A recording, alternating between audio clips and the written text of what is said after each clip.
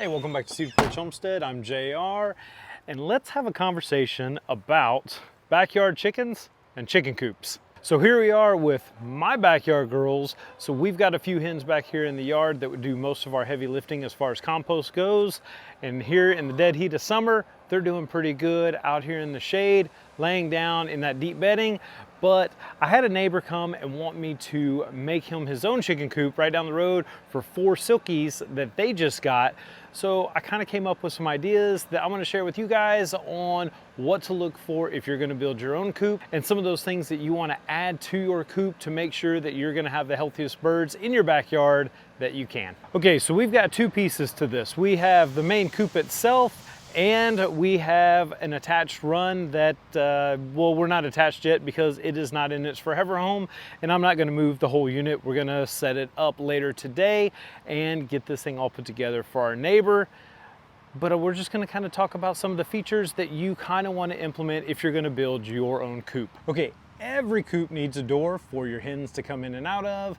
And we always add automatic doors to either our egg mobiles, our chicken coops, or anything that we're doing with chickens, because these guys right here are programmable. You can make sure they open and close at certain times. They are going to keep predators from being able to get in at night, because that's when everybody wants a chicken nugget, is at night. So these guys are going to give some protection for that. This one happens to be a run chicken. I'll leave a link in the description below where you can get yours. These things are awesome. Okay, so another key feature you're going to need for your coop is ventilation. We've got some windows here on the front of this thing so that some breeze can come in. There can be an air exchange for those guys, because hens will actually make this thing pretty hot in wintertime. They're gonna be able to keep this thing pretty warm. We have hens that have gone through subarctic temperatures. I got a lot of people up there and up north that tell me about their hens surviving -30.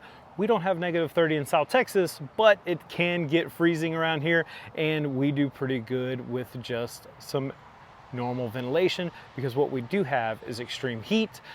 We also have right here on the ceiling where the metal is attached, that right there doesn't have any barrier there, so we get an airflow that can come underneath that metal and cool them off at night when they're on the roost. Okay, to access your coop, have you an access door. Make sure that it has a lock on it, because unfortunately raccoons are pretty handy little animals. Lots of times they can get into these things, especially if they don't have locks on them. Even with a lock, if you have the opportunity to put something that puts a carabiner, something that actually a raccoon can't open it, because this is no guarantee. There's a good chance, because it doesn't have anything to stand on. We're not going to go into that, but raccoons will do whatever they can to get your little chicken nuggets, so always put a lock on.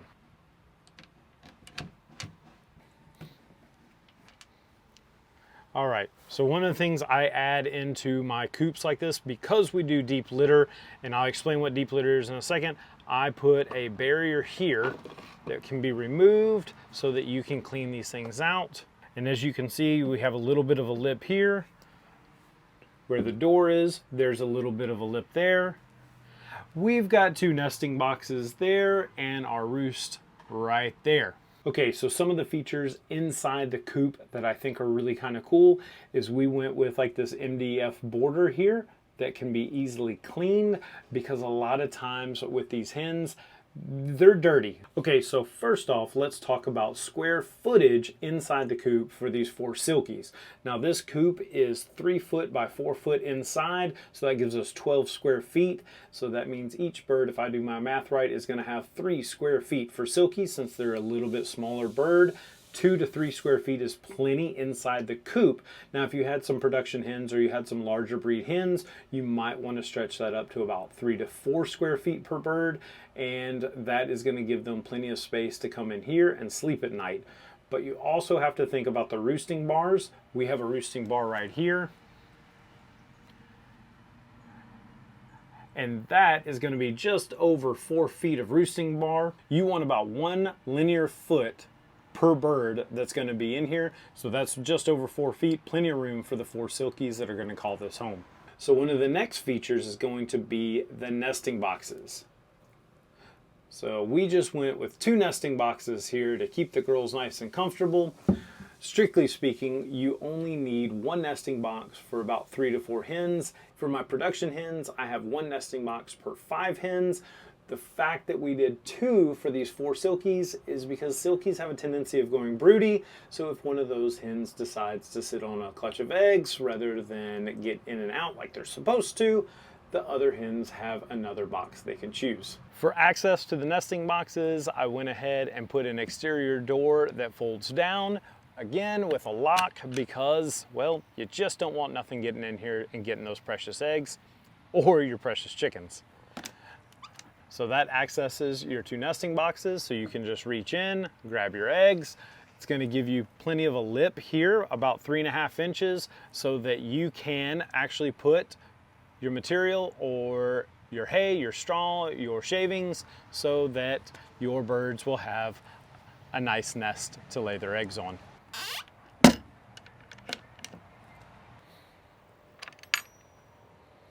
Okay, for the run part of this coop, we went with 4 foot by 6 foot, which gives us 24 square feet. So for those 4 hens, they are gonna have 6 square feet each of run space that they're gonna be able to explore and do all that chickeny stuff that they end up doing. Now, a key feature that I put, and I really have implemented on any of our fixed runs that we've done in the past or anything I've done for myself, is I create a barrier here that's a little bit higher than what the native ground is, and what that allows is for deep bedding. So we take our grass clippings, we take leaves, we take excess hay, we take anything that's going to be carbon that's going to break down, and we load it in the bottom of these so that our hens have something to scratch through. It also absorbs all those nitrogen deposits, and it gives you a wonderful way of collecting compost for your house, for your garden, and for your landscape. Okay, so one of the important things that a lot of people do wrong, and I am going to say they do it wrong because I've done it wrong in the past too, is what they cover their runs with. So we went with a 1/2 inch by 1/2 inch welded wire instead of chicken wire. Now, chicken wire by its namesake you would think would be perfect for chickens. However, we have had some major complications with predators and chicken wire that are able to get through chicken wire that can't get through this hardware cloth or this welded wire like what we have here. So it's a little bit more expensive, but if you're going to build your own run, if you're going to do it yourself, go the extra mile. Go ahead and get you some 1/2 inch, or at least some 1 inch by 1 inch welded wire so that you can protect your birds from those predators that are going to try to push in. Okay, make sure you have a good access door that's got a lock on it, and that way you can get in here and you can go ahead and bring their food, bring their water, and get in here with a small shovel to shovel out all that excess compost and stuff that you put in here for that deep bedding, because they are going to turn that into some amazing compost. Use chickens to do the yard work for you so that you don't have to do near as much, and it's going to be cost efficient because you don't have to buy that wonderful soil if they're doing it for you.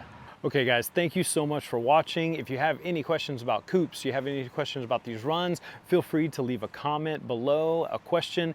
We would love interacting with you guys and answering y'all's questions.